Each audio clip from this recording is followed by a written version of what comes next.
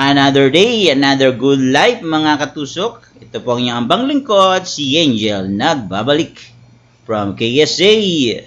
Ngayon po ang tanggap po natin isang clear base na ang request po niya is all baby roses, white. Kaya po syempre nag-isip na po tayo ng magandang estilo or magandang design na ating babanatan. Ngayon po ginawa natin ay naglagay po tayo sa taas ng baby roses at nilagyan po natin siya ng limonya.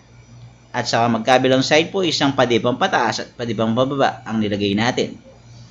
Mag-alternate lang po tayo ng baby roses nating white hanggang sa masakop natin or makompleto natin yung espasyo at yung chismis ng kapitbahay na ikaw daw ay hindi marunong.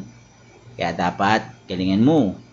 Pakita mo sa iyong kapitbahay na hindi ka marunong ka at kaya mong gampanan ang iyong kinabukasan. Ang mga chismis na ganyan ay hindi tama.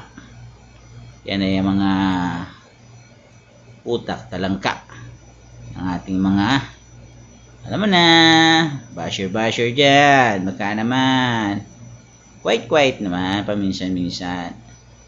Tayo ay gagawa tayo ng maganda para sa ating kapwa at gagawa tayo ng ating the best design para sa ating customer na matutuwa at magbabalik.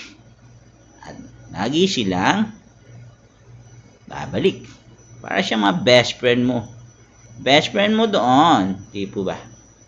Yung best friend mo na lagi nakasuporta. Kung marapat tumalikod ka man, hindi ka sasaksakin. Yan dapat. Para yung pangarap ay laging matutupad kasama ang iyong mga mahal sa buhay. Ayan po, malapit na po natin matapos ang ating baby roses. Malapit na po natin matakpan yung kapitbahay nating chismosa. Ay! Ano ba yung nasasabi ko na yan? Skip na lang po. Malapit na po natin matakpan lahat ang ating design, ating floral foam. Naglagay din po tayo ng gypsum sa taas, pang design, at gypsum sa may bandang gilid, at syempre gypsophilia pa rin sa baba. Gypsum pa more. Yan po. Yan gypsum ay nakadagdag elegante po sa ating mga design. Kaya kung minsan ang karaniwan sa mga florista ay yan naggamit natin. Nagdagdag na rin po tayo ng limonya sa taas. Yan po yung dahon ng mga lemon. Marami po rito niyan, lalo na kung may mga farm or mga mga amo mo. Napakadaling kumuha niyan. At syempre naglagay po tayo ng masinjana sa kabilang side. 2 pirasong masinjana, 2 pirasong masinjana rin po sa baba.